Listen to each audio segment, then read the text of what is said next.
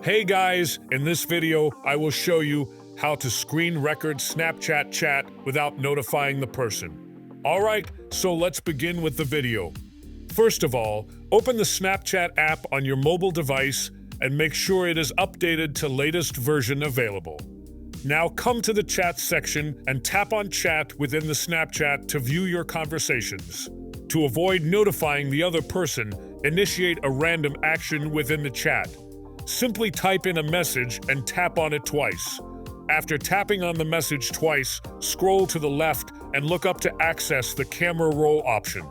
Once you're in the camera roll, start the screen recording feature on your device. This can typically be done by swiping down from the top of the screen and tapping on the screen recording icon. With the screen recording in progress, navigate back to the chat you want to capture, and you can freely scroll through the shots and capture the conversation without the other person receiving a notification.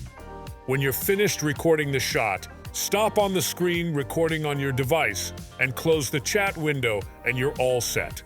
So that's basically how you can screen record Snapchat chat without notifying the person.